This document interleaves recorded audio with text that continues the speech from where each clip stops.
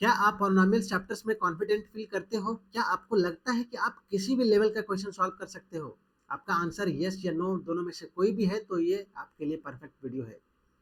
Hey guys, welcome back to my YouTube channel. I am Dhirendra Kumar Singh and I welcome you all. आज के इस video में मैं आपके साथ 5 बेस्ट क्वेश्चंस पॉलिनोमियल चैप्टर्स का डिस्कस करने वाला हूं।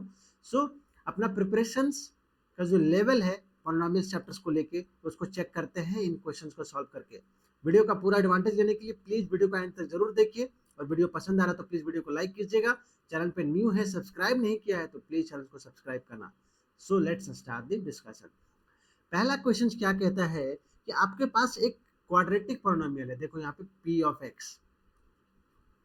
एग्जैक्ट ग्राफ इसका नहीं दिया है, लेकिन ये बताया जा रहा है कि जो p ऑफ x है वो क्या कर रहा है, 4 पॉइंट्स को क्रॉस कर रहा है।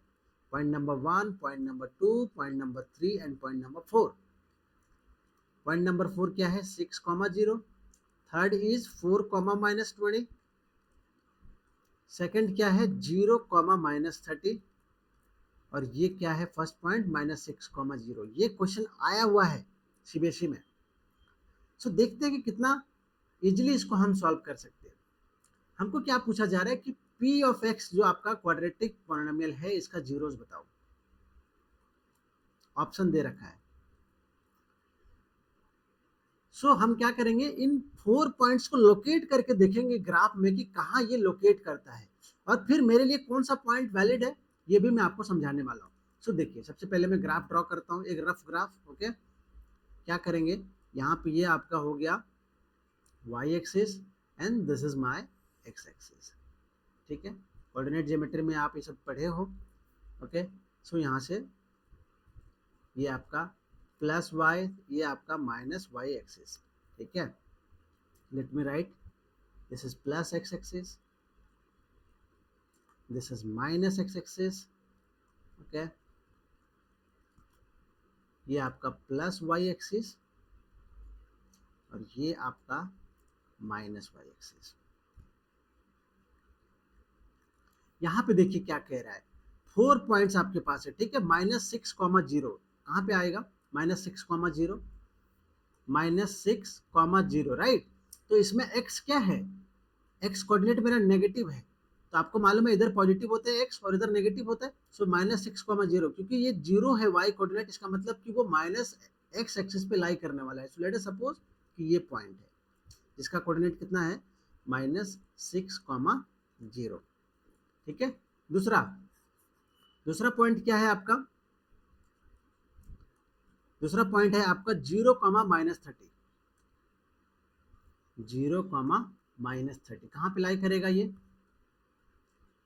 x कोऑर्डिनेट 0 और y कोऑर्डिनेट -30। सो ऑब्वियसली ये y एक्सिस पे आएगा लेकिन -y पे आएगा, है ना। सो मैं इसको क्या करता हूँ, यहाँ पे समहाउ लोकेट करता हूँ कि ये पॉइंट है जी आपका 0, -30। बस पॉइंट को लोकेट करना है। Third point is 4, -20। 4, -20। ये देखो, x का कोऑर्डिनेट दे रखा है और y का भी कोऑर्डिनेट दे रखा है, लेकिन यहाँ x पॉजिटिव है y नेगेटिव है, तो कहाँ पे लाई करेगा ये, ऑब्वियसली फोर्थ क्वाड्रेंट में। फोर्थ क्वाड्रेंट ये है। सो मान लेते हैं कि ये एक पॉइंट है जिसका कोऑर्डिनेट क्या है अपने पास, 4, -20 है। ठीक है, ये अपना हो गया दोनों पॉइंट्स। एक्चुअली अपन 3 पॉइंट्स अभी तक लोकेट कर चुके हैं। फोर्थ पॉइंट पे आते हैं। Fourth point is 6,0। 6,0। सो 6,0 कहाँ पे आएगा बताओ, 6 आपका x कोऑर्डिनेट और 0 आपका y कोऑर्डिनेट, तो ये ऑब्वियसली पॉजिटिव x एक्सिस पे लाई करेगा। सो इस पॉइंट का कोऑर्डिनेट हो गया आपका 6,0। अभी आप देखिए क्या आपके काम का है, आपको जीरोस फाइंड करना है। जीरोस ग्राफ से जब भी आपको जीरोस फाइंड करना होता है तो आपको क्या देखना है कि वो x एक्सिस को कहाँ कट कर रहा है, बस।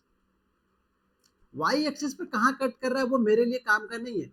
मतलब ये पॉइंट से मैं बॉदर नहीं हो रहा हूँ, इस पॉइंट से भी मैं बॉदर नहीं कर रहा हूँ। क्यों, क्योंकि मुझे x एक्सिस पे कहाँ कट कर रहा है वो मुझे जीरोस का वैल्यू देने वाला है। So I am not bothered with this points. मेरे लिए काम का क्या है, ये काम का है और ये काम का है। ओके, सो जीरोस क्या हो गया बताओ, x एक्सिस को कहाँ पे कट किया, वही मेरे जीरोज है। एक बार यहाँ पे कट किया उसने x एक्सिस को, दैट इज 6,0, तो x का वैल्यू क्या है 6 है। दूसरा x एक्सिस को कहां पे कट किया उसने -6,0, तो x का वैल्यू क्या है मेरा x इक्वल टू -6। सो ये मेरे जीरोज हो गए। ऑप्शंस में हम लोग देखते हैं, ऑप्शंस को देख के कंफ्यूजन कई लोगों को हुआ है। सो ऑप्शन देखो यहाँ पे कौन सा होगा -6,6, ये वाला option D. Option D is my correct answer. ठीक है, बहुत ही अच्छे तरीके से क्वेश्चन को फ्रेम किया गया है, ग्राफ नहीं दिया गया और आपको पूछा गया है कि जीरोज क्या है। जनरली ग्राफ दे दिया गया है, एनसीईआरटी में बहुत सारा क्वेश्चन ग्राफ देके आपसे पूछा गया है, लेकिन इसमें ग्राफ दिया नहीं। सो आई होप कि आपको ये क्वेश्चन समझ आया। फिर भी अगर कोई डाउट है तो मुझे कमेंट में आप बताना। क्वेश्चन नंबर 2 पे चलते हैं। यहाँ पे देखिए क्या दिया हुआ है, यहाँ पे आपको जीरोज बता दिया है। ये आपका पहला जीरो है और ये आपका सेकंड जीरो है। देयर आर 2 जीरोज, किसके क्वाड्रेटिक पॉलिनोमियल्स के। आपको क्या पूछा जा रहा है, ये आपके पास 4 ऑप्शंस है, इसमें आपको क्या बताना है कि आपका जो क्वाड्रेटिक पॉलिनोमियल है उसका इक्वेशंस क्या होगा। लेट अस सपोज कि वो p ऑफ x है, तो p ऑफ x का एक्सप्रेशन क्या होगा ये आपको बताना है। देखिए आपके लिए यहाँ पे एक फॉर्मूला यूज होगा, आपको शायद ये मालूम भी होगा क्या कि जब भी मुझे रिक्वायर्ड पॉलिनोमियल कैलकुलेट करना होता है तो मेरे पास एक फॉर्मूला है। क्या है वो, यहाँ पे मैं लिखता हूँ, फॉर्मूला है k into x square minus sum of zeros. क्योंकि जीरोस दे रखा है तो अपन सम ऑफ जीरोस फाइंड कर सकते हैं। Sum of zeros into x plus product of zeros.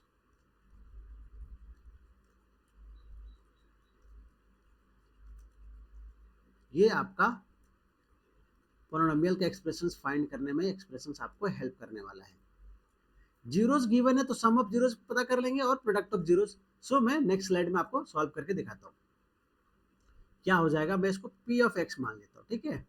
तो p ऑफ x क्या हो जाएगा, k into x square minus sum of zeros. आपके जीरोस क्या क्या है बताओ, आपके जीरोस है माइनस अंडर रूट 5/2 और दूसरा क्या है plus under root 5/2। Sum of zeros तो ये हो गया into x plus product of zeros. तो प्रोडक्ट ऑफ जीरोस क्या हो जाएगा -5/2, ठीक है, अंडर रूट में, और दूसरा क्या हो जाएगा 5/2 अंडर रूट। ठीक है, इसको ब्रैकेट से क्लोज कर देता हूँ यहाँ पे।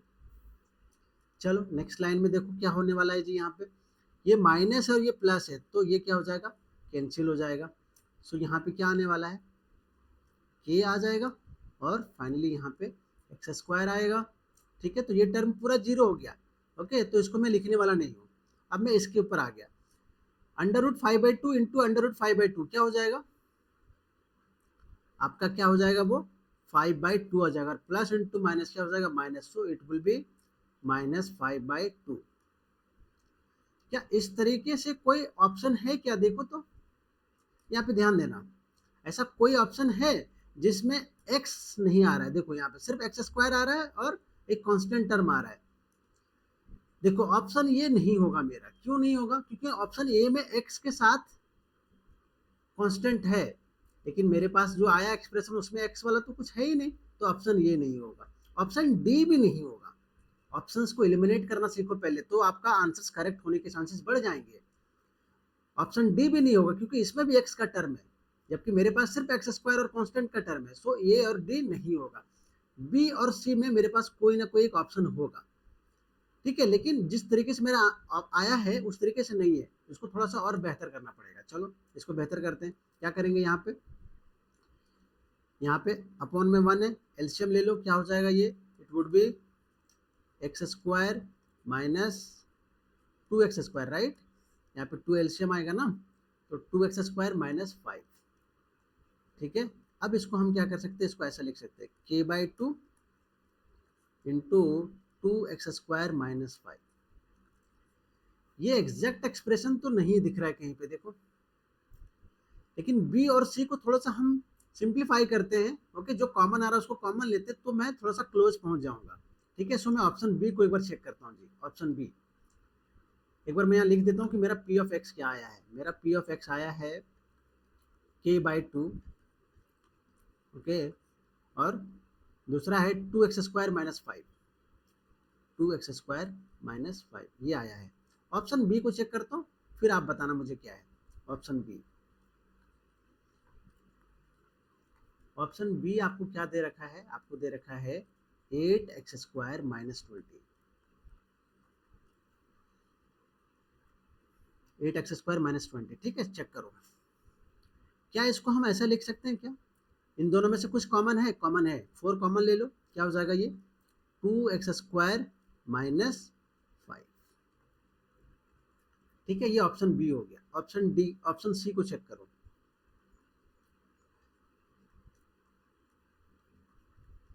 ऑप्शन सी क्या दिया हुआ है? इट इज 15x² - 6,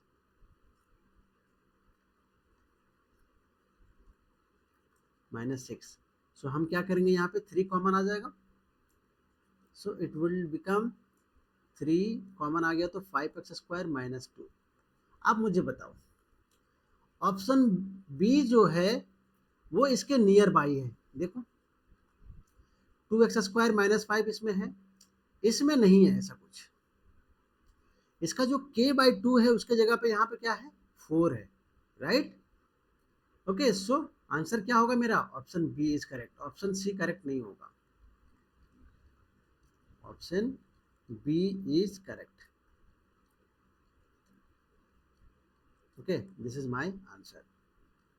ठीक है, नेक्स्ट क्वेश्चन पे आते हैं। ये असर्शन रीजन का क्वेश्चन है, देखना कितना अच्छा क्वेश्चन बनाया है। क्या कह रहा है असर्शन में कि if the graph of A polynomial, एक पोलिनोमियल है उसका ग्राफ जो है वो क्या कह रहा है, टच करता है एक्स एक्सिस को। कितनी बार? एट ओनली 1 पॉइंट, सिर्फ एक बार एक्स एक्सिस को टच किया है।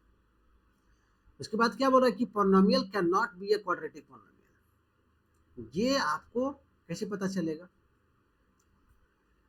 ग्राफ को देखो, ये एक्स एक्सिस को ग्राफ जो है आपका एक बार में टच किया है, सिर्फ एक ही बार टच किया है।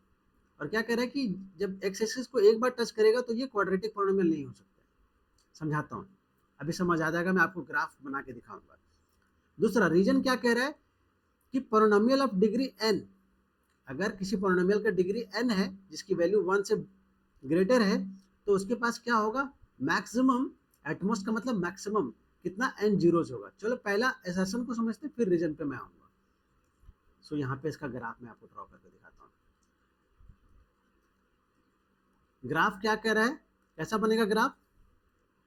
एक्स एक्सिस को एक बार टच करना चाहिए, ध्यान देना, आपके एनसीईआरटी में ये ग्राफ दिया हुआ है।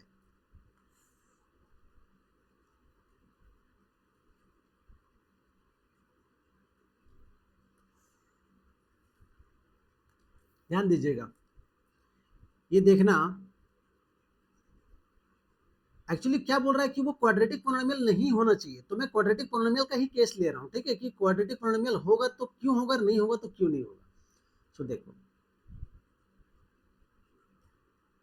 एक ये सिनेरियो है, दूसरा ये सिनेरियो है। थोड़ा सा गड़बड़ बन गया, इसको एक्स एक्सिस को एक बार टच कर रहा है, राइट, ये ध्यान रखना है।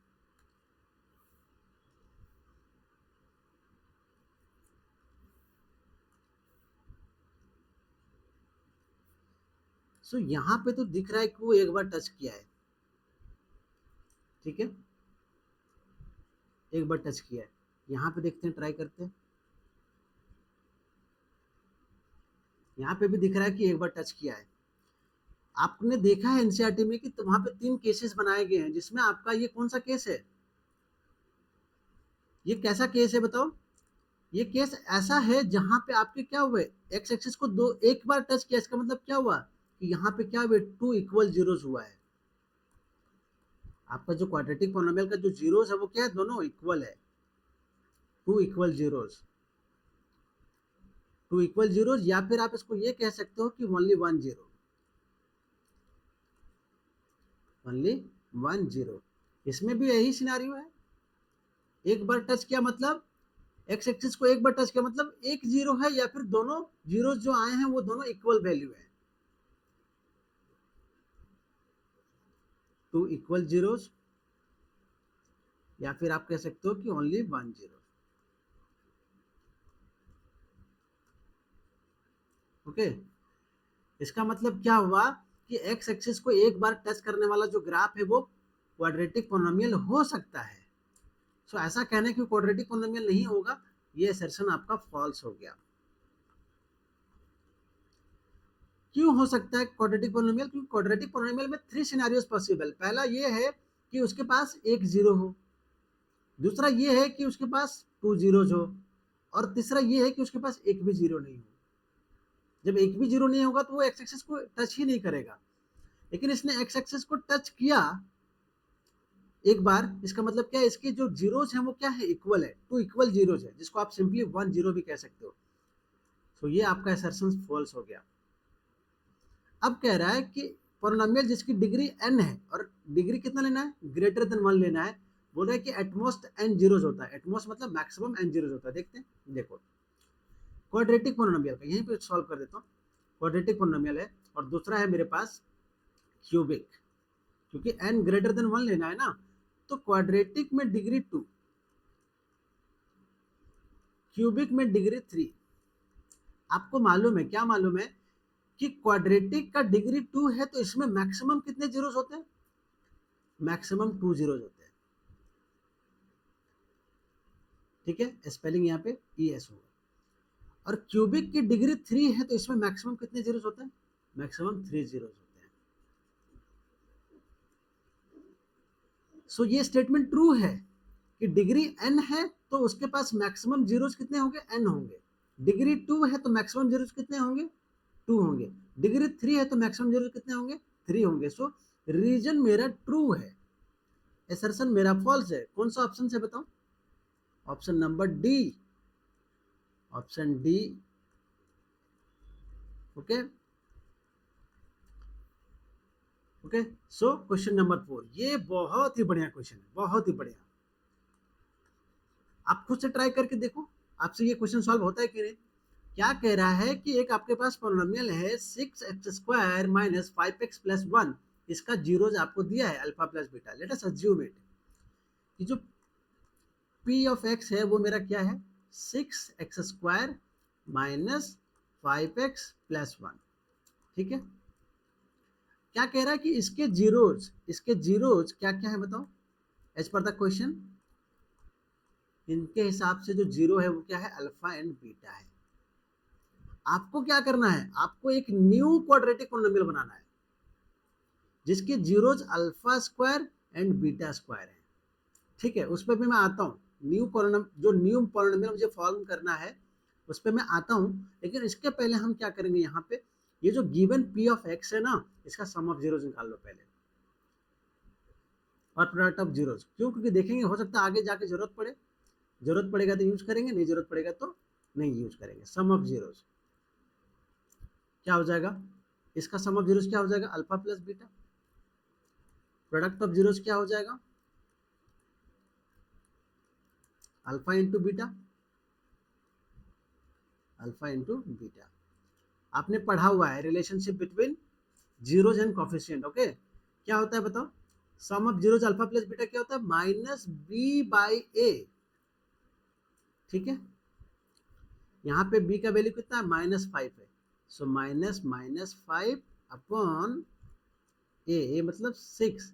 सो ये कितना आ गया आपका, ये आपका कितना आ गया, 5/6।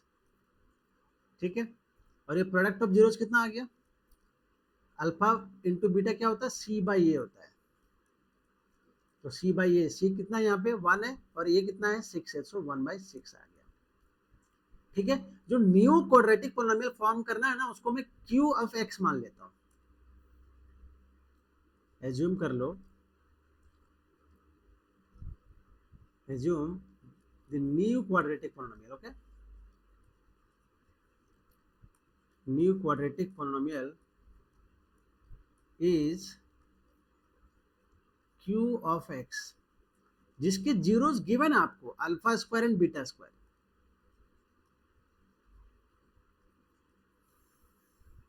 whose zeros are alpha square and beta square। ठीक है। सो देखो, जब न्यू क्वाड्रेटिक पॉलिनोमियल फाइंड करना है, अभी थोड़ी देर पहले मैंने एक एक्सप्रेशन यूज किया था, क्या यूज किया था, रिक्वायर्ड पॉलिनोमियल, है ना। सो क्यू ऑफ एक्स क्या हो जाएगा, पहले वो रिक्वायर्ड पॉलिनोमियल का फॉर्मूला लिख देता हूँ, फिर मैं क्यू ऑफ एक्स लिखूंगा कि रिक्वायर्ड पॉलिनोमियल्स का एक्सप्रेशन क्या है। रिक्वायर्ड पॉलिनोमियल्स का एक्सप्रेशन होता है k into x square minus sum of zeros, sum of zeros into x plus product of zeros, product of zeros, right. So ये, so यहां से मेरा क्यू ऑफ एक्स आ जाएगा, क्या आ जाएगा जी, it will become k into x square minus sum of zeros, यहाँ पे zeros alpha square and beta square है, so alpha square plus beta square into x, product of zeros क्या हो जाएगा, alpha square into beta square, alpha square into beta square. यहाँ तक ठीक है, क्लियर। लेकिन मुझे alpha square plus beta square का वैल्यू पता नहीं है, alpha square into beta square का वैल्यू पता नहीं है, क्या करोगे। सो इसको मैं क्या करता हूँ, इसको इक्वेशन नंबर 1 मान लेता हूँ, ठीक है। जो गिवन है उसका यूज करता हूँ, अल्फा प्लस बीटा का वैल्यू मैंने फाइंड किया ना, इसका यूज करके हम alpha square plus beta square find करेंगे। देखो, since alpha plus beta is how much, 5/6, ठीक है। क्या करो, स्क्वायरिंग बोथ साइड, दोनों तरफ स्क्वायर कर दो,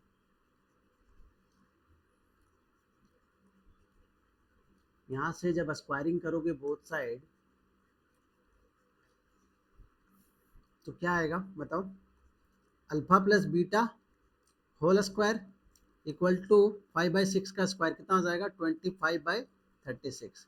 अब हम इसको क्या करेंगे, लेफ्ट वाले को एक्सपैंड करने वाले, क्या हो जाएगा ये, it will become alpha square plus beta square plus 2 alpha beta equal to 25/36,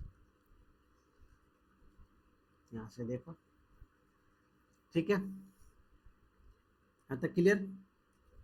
अब क्या करो, वैल्यू पुट कर दो, जिसका वैल्यू आपको मालूम है,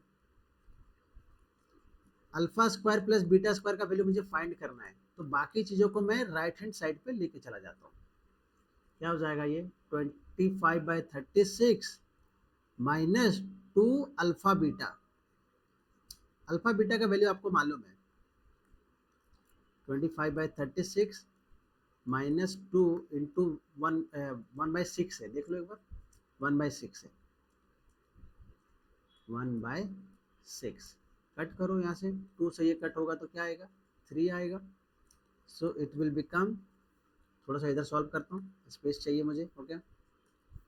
सो इट विल बिकम 25/36 माइनस 1/3, ठीक है।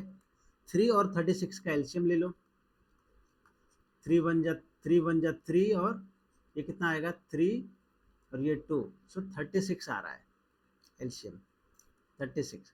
तो यहाँ कितना हो जाएगा 25 और माइनस यहाँ कितना हो जाएगा 3 से ये 12, सो 12 कितना आ जाएगा ये आपका 13 आएगा, राइट। 5 में 2 3, 2 में 1 1, सो 13/36 क्या आया ये मेरा alpha square plus beta square का वैल्यू आया, ठीक है। इसका मैं यूज करने वाला हूँ, जो अभी मेरा इक्वेशन नंबर 1 है उसमें। चलो इक्वेशन नंबर 1 में हम लोग चलते हैं। इक्वेशन नंबर 1 मेरा क्या था, ये था q of x equal to k into x square minus alpha square plus beta square into x plus alpha beta square. देखो क्या दिया हुआ है आपको, alpha square into beta square दिया हुआ है ना, तो हम इसको ऐसा लिख सकते हैं ना, अल्फा बीटा का square, there is no problem, it is also correct, ठीक है।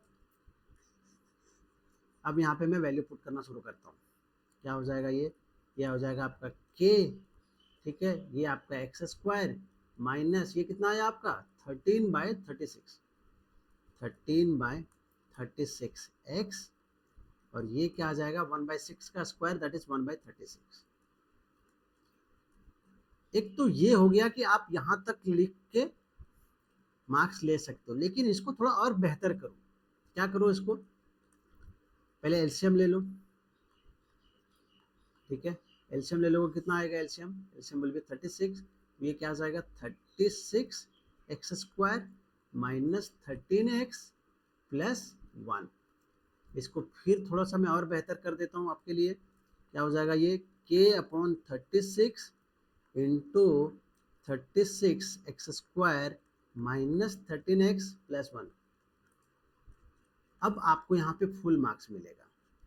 ये आपका न्यू क्वाड्रेटिक पॉलिनोमियल है जो आपको फॉर्म करना था, right. So it is a good question. आप मुझे कमेंट में बताना क्या आपको भी ये क्वेश्चन पसंद आया, और ये क्वेश्चन आया हुआ है सीबीएसई में। सो प्लीज इस क्वेश्चन को सीरियसली प्रैक्टिस कीजिए। एक बार में नहीं समझ में आया तो वीडियो को पॉज कर लो, फिर वापस जाओ, फिर देखो, समझो, ओके। और नहीं समझ आता तो कमेंट में बताना। नेक्स्ट क्वेश्चन पे अपन स्विच करते हैं, क्वेश्चन नंबर 5। ये भी एक अच्छा क्वेश्चन है। यहाँ पे आपको क्या पूछा जा रहा है, आपको k का वैल्यू पूछा जा रहा है। देखो वैल्यू ऑफ k कितना होगा। क्या बोल रहा है कि f ऑफ x जो है ना वो कंप्लीटली डिविजिबल है किससे, 3x² माइनस 5 से। देखो एक सिंपल बात समझना आप, अगर मैं बोल रहा हूं क्या कि 4 इज कंप्लीटली डिविजिबल, एक समझने के लिए बता रहा हूं example, 4 is completely divisible right by 2। अगर मैं ये कहता हूं कि 4 जो है वो कंप्लीटली डिविजिबल है किससे, 2 से, इसका मतलब क्या हुआ कि जब आप 4 को 2 से डिवाइड करोगे तो रिमाइंडर क्या आएगा, रिमाइंडर विल बी, यहाँ पे लिख देता हूँ इसको, रुको अच्छे से।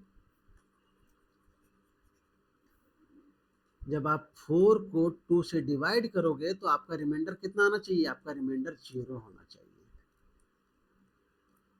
है कि नहीं। इसका मतलब यही है, राइट। इसी कंसेप्ट को हम यहाँ पे भी लिखेंगे कि जब इससे हम डिवाइड करेंगे f ऑफ x को, ठीक है। तो मैं यहाँ पे नेक्स्ट स्लाइड पे आता हूँ। क्या करेंगे हम, 3x² माइनस 5 है, राइट। 3x² माइनस 5 से हम क्या कर रहे हैं, डिवाइड कर रहे हैं किसको, थोड़ा सा ये डिवीजन भी बड़ा है तो इस हिसाब से स्पेस रखेंगे।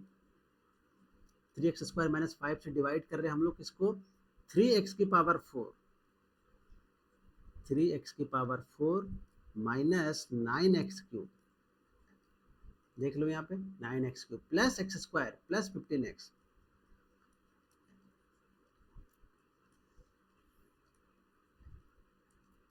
Plus k। अब हम क्या करेंगे, इसको डिवाइड करेंगे। देखो 3x² में क्या मल्टीप्लाई कर दो कि ये 3x की पावर 4 आ जाएगा, x²। देखो ये क्लास 9th का कुछ कंसेप्ट यहाँ पे यूज हो रहा है और कुछ यहाँ पे क्लास 10th का कंसेप्ट लग रहा है। सो 3x की पावर 4 हो गया, ये प्लस है, यहाँ पे माइनस हो जाएगा, ये पूरा कैंसिल। -5 से इसको मल्टीप्लाई करो कितना आ रहा है, -5x² आ रहा है। सो ये प्लस हो जाएगा, सो +5 और ये 1 तो ये कितना हो जाएगा 6x²। यहाँ पे कितना बचा हुआ है, यहाँ पे -9x³ बचा हुआ है और ये +6x² है। तो 3x² में क्या मल्टीप्लाई करूं बताओ, 3x आना -3x मल्टीप्लाई करूंगा तो कितना हो जाएगा, 3 3 जा 9 तो -9 और x² into x -9x³ -5 into -3x कितना हो जाएगा, माइनस माइनस प्लस और 5 3 जा 15x कितना आ जाएगा 15x प्लस में। तो 15x वाला भी टर्म यहाँ पे लिख लो, यहाँ पे आपके पास है 15x, यहाँ पे लिख दिया मैंने। अब यहाँ पे सब्ट्रैक्ट करो, ये आपका माइनस, ये आपका प्लस, ये आपका कैंसिल हो गया, ये भी आपका कैंसिल हो गया। क्या बचा यहाँ पे 6x² बचा, ठीक है। और क्या बचा बताओ, और आपका यहाँ पे k बचा हुआ, बाकी सब टर्म आ गया ना, 9 वाला भी आ गया है, 15 वाला भी आ गया है, x² वाला भी टर्म हो चुका है, यहाँ पे सिर्फ k बचा हुआ है। कितना यहाँ पे करूंगा, 3 2 जा, राइट, 3 2 जा, है ना। सो क्या हो जाएगा 6x², 3 2 जा 6x² माइनस 5 2 जा 10। सो ये माइनस कैंसिल, ये वाला टर्म बचा है, यहाँ -10 है तो ये क्या हो जाएगा +10। अब देखो यहाँ क्या बच गया आपके पास बच गया k + 10। 10 अलग चीज है और k अलग चीज है, इसलिए यहाँ पे अब रिमाइंडर आपका क्या आ गया, आपका रिमाइंडर यहाँ पे k + 10 आया। यहाँ पे लिख लो, रिमाइंडर इज k + 10। क्वेश्चन को एक बार वापस से देखो, क्वेश्चन में क्या कह रहा है कि f(x) कंप्लीटली डिविजिबल है इससे, इसका मतलब आपका रिमाइंडर 0 होना चाहिए था, राइट। सो यहाँ पे मैं लिख देता हूँ, क्या लिखेंगे, since f(x) is completely divisible. जब आप भी सॉल्व करो तो आप भी ये स्टेटमेंट को लिखो ताकि समझ में आए चेक करने वाले को, भैया आपने कैसे किया। कंप्लीटली डिविजिबल, राइट, किससे, बाय 3x² - 5। जब f(x) को आप इससे डिवाइड कर रहे हो तो कंप्लीटली डिविजिबल है, इट मींस कि आपका रिमाइंडर 0 होना चाहिए।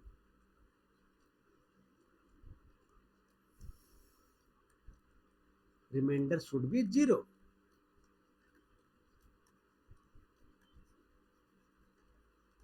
ठीक है, जब रिमाइंडर 0 होना चाहिए तो रिमाइंडर मेरा क्या आया है बताओ, रिमाइंडर मेरा k + 10 आया है। सो यहाँ पे लिखूंगा दिस इम्प्लाइज k + 10 जो मेरा रिमाइंडर है वो कितना होना चाहिए, 0 होना चाहिए। बताओ यहाँ से क्या आएगा आपका, सो k कितना आ गया, k इज -10। आपको यही तो पूछा है क्वेश्चन में कि k की वैल्यू कितनी है, k की वैल्यू कितनी है, -10 है। ओके, सो आई होप कि आपको सारे क्वेश्चन समझ में आए हैं। अगर आपको कोई डाउट है फिर भी तो आप कमेंट में बताना, और वीडियो पसंद आए तो प्लीज़ गाइस वीडियो को लाइक कीजिएगा, फ्रेंड्स के साथ शेयर कीजिएगा, और चैनल को सब्सक्राइब नहीं किया तो प्लीज़ चैनल को सब्सक्राइब करते हैं। थैंक यू सो मच, मिलते हैं अगले वीडियो में।